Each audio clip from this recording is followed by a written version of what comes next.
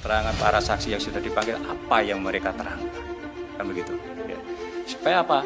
Ya, supaya masyarakat tidak lagi curiga, ya. Seolah-olah kami ini mengkriminalisasi seseorang. Ya. Sekali lagi saya selalu sampaikan, KPK tidak pernah menargetkan orang. Bahkan saya sampaikan beberapa kali bahwa KPK belum pernah menyebutkan seseorang itu sebagai tersangka. Kalau memang ini KPK mau jujur, maka Anies ini pasti masuk. Tapi ya mungkin saja gitu ya, mungkin saja juga ini adalah bagian dari strategi untuk membersihkan atau mencuci nama Anies Baswedan. Kalau melihat seperti ini, saya harus mengatakan Anies Baswedan boleh merasa kemeriang, cekot-cekot dan khawatir. Karena kita tahu penyidik KPK itu sangat handal. Jadi kita masih bisa berharap kebenaran akan ditegakkan. Sejak hajatan gak jelas balapan mobil listrik Formula E digelar oleh Anies waktu dia jadi gubernur, memang banyak banget keganjilan, mulai dari rencana, pelaksanaan, sampai pertanggungjawaban proyek triliunan itu. Ya mana tahu Anies ini mau mendaftar sebagai capres lewat KPK. Ya karena kalau KPU masih bukanya tahun depan. Nah Anies udah gak jadi gubernur kan tahun depan gitu, makanya kemudian dia mungkin daftar aja lewat KPK. Ya bisa lah, kan KPK, KPU cuma beda K sama U, sama aja.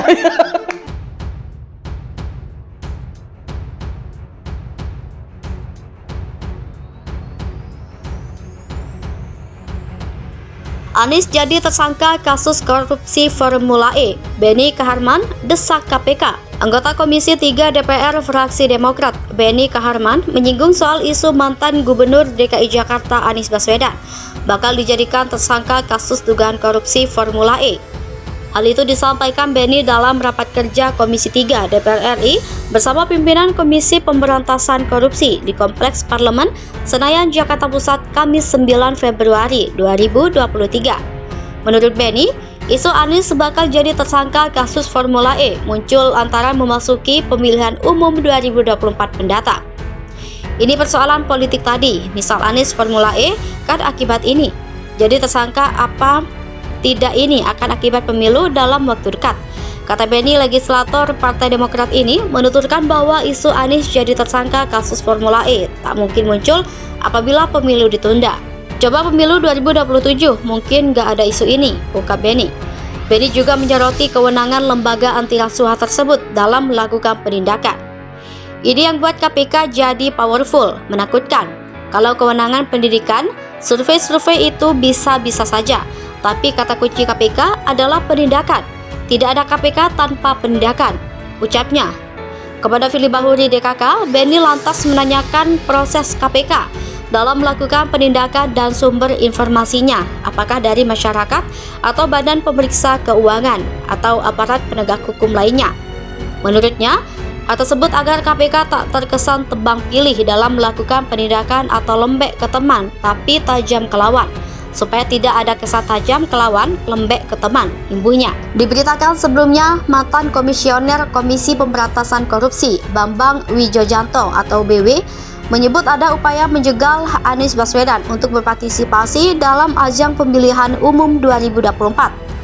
Salah satunya lewat penyelidikan dugaan korupsi penyelenggaraan Formula E di DKI Jakarta. BW menduga KPK telah menyebarkan kebohongan ihwal pertemuan 3 pimpinan dengan Badan Pemeriksaan Keuangan.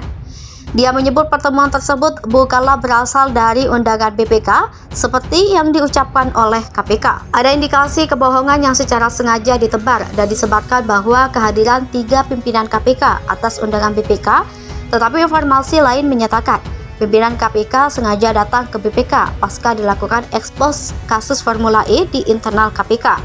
Kata BW lewat keterangan tertulis Kamis 26 Januari 2023. Dalam sejarah KPK, menurutnya tidak lazim apabila inisiatif ekspos justru berasal dari KPK. Terlebih belum ditemukannya alat bukti yang cukup atas kasus Formula E. Ditambah, tahapan pemeriksaan kasus Formula E baru sampai di tahap penyelidikan. Dari selentingan informasi yang didapatnya pula, BW menyebut Pada waktu ekspos di BPK terjadi selisih paham antara pimpinan KPK yang hadir dengan jajaran penindakan, di mana Satgas Penyelidikan bersikeras atas 7 kali hasil ekspos yang menyimpulkan belum adanya cukup bukti untuk menaikkan kasus Formula E ke tahap penyidikan. BB turut menyinggung soal Deputi Penindakan Karyoto dan Direktur Penyelidikan KPK Endar Priantoro yang dilakukan kepada Dewan Pengawas KPK. Dia menyebut laporan tersebut ada indikasi terjadi disebabkan keduanya berselisih dengan pihak yang memaksakan ekspos terhadap Formula E. Selain itu, BW berujar Anies Baswedan juga diserang melalui jalur lain.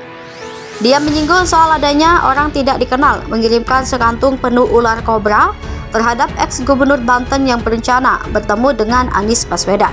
Nasdem ketar-ketir Kejagung temukan aliran dan yang tak wajar.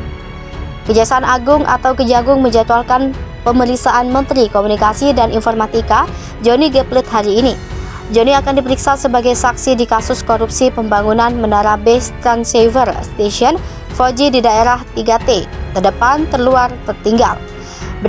Benar dipanggil yang diperiksa yang bersangkutan, jadi tidak bisa diwakilkan, kata Kepala Pusat Penerangan Hukum Kejaksaan Agung, Ketut Sumedana, seperti dikutip Tempo Rabu 8 Februari 2023. Belum diketahui pasti apakah Johnny akan memenuhi panggilan Kejagung. Sebagai informasi, sejak kemarin Johnny berada di Medan, Sumatera Utara bersama Presiden Joko Widodo atau Jokowi mengikuti acara Hari Pers Nasional 2023. Sementara hari ini adalah acara puncak HPN 2023. Menurut Ketut, pemeriksaan akan dilakukan di Gedung Jaksa Agung Muda, bidang tindak pidana khusus. Ia belum mau menjelaskan materi pemeriksaan untuk Plate. Itu konsumsi penyidik, kata Ketut. Pemanggilan ini merupakan buntut penyidikan yang dilakukan Kejaksaan Agung dalam kasus dugaan korupsi pembangunan BTS 4G paket 1-5 tahun anggaran 2020 sampai 2022. Proyek ini dilaksanakan Badan Layanan Usaha Badan Aksesibilitas Telekomunikasi dan Informasi yang berada di bawah Kominfo. Proyek ini mencakup rencana pembangunan 9.000 tower BTS di sekitar 7.900 desa dan kelurahan dengan kategori 3T. Anggaran yang disiapkan mencapai 11 triliun rupiah. Pembangunan BTS digarap oleh 3 konsorsium, yaitu Konsorsium Fiber Home, Telkom Infra, dan Multi Trans Data, Konsorsium Aplikanusa, Lintasarta, Huawei, dan Surya Energi Indotama, serta Infrastruktur Bisnis Sejahtera dan ZTE. Pengerjaan proyek ini ditargetkan rampung pada akhir 2021, namun ternyata malah molor. Kejaksaan Agung mengendus adanya praktik rasuah sebagai penyebab molornya target tersebut. Kemeninfo turut terseret. Penyidik Kejaksaan Agung telah menggeledah kantor Kominfo pada awal November 2022.